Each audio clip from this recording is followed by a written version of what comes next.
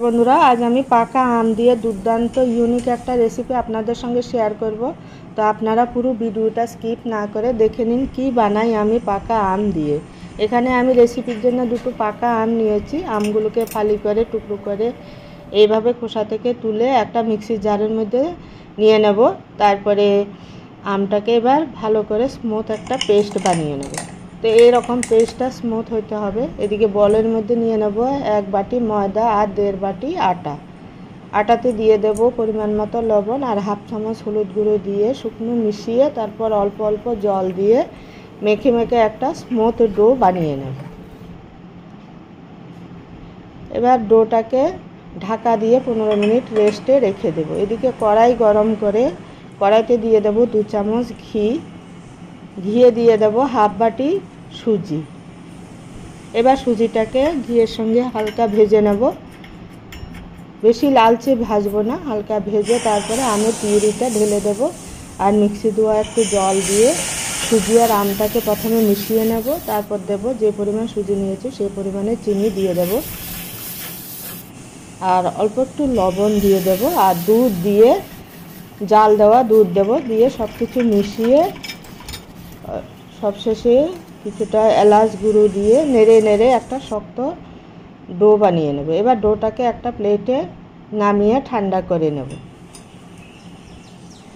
তো ডোটা ঠান্ডা হয়ে গেছে। এবার হাতে একটু ঘি লাগিয়ে বা তেল লাগিয়ে ছোট ছোট বলের মতো বানিয়ে রেডি করে রেখে দেব।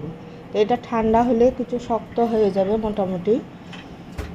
তো ডোটা বলগুলো রেডি করা হয়ে গেছে। এদিকে আটার ডোটাকে আরও একটু মেখে নিয়ে লেচি কেটে নেব।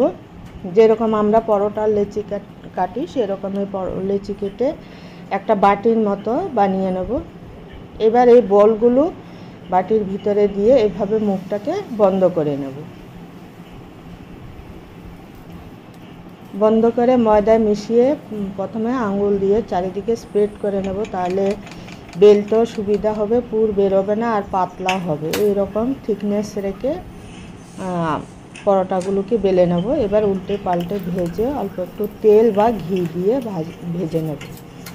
দেখুন বন্ধুরা কি সুন্দর ফুলেছে। ভেতরে সুজি দেওয়া আছে তো তাই খুব সুন্দর ফুলেছে।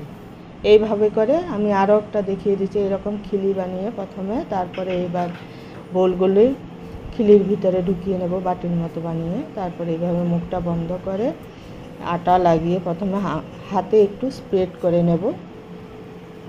এইভাবে স্প্রেড করে নিলে সব দিকে সমানও হবে আর বেলতেও সুবিধা হবে, পুর বেরিয়ে আসবে। তো বেশি পাতলাও করব না, বেশি মোটাও করব না। তারপরে এইভাবে সব সেঁকে নেব পরোটাগুলো। তো বন্ধুরা, এরকম কখনো বানিয়ে খেয়েছেন কিনা জানাবেন। আর যদি ভিডিওটা ভালো লাগে অবশ্যই চ্যানেলটাকে সাবস্ক্রাইব করবেন, লাইক করবেন, কমেন্ট করবেন। এবার আমি কিছুটা দই নেব। দইয়ে একটু চিনি আর লবণ দিয়ে মিশিয়ে বাস পরোটার সঙ্গে সার্ভ করব। এইরকম বাড়িতে একবার বানিয়ে খাবেন। যতদিন পাকা আম আছে ততদিনই এইভাবে পরোটা বানিয়ে খেতে ইচ্ছা করবে। এত দুর্দান্ত হয়েছে।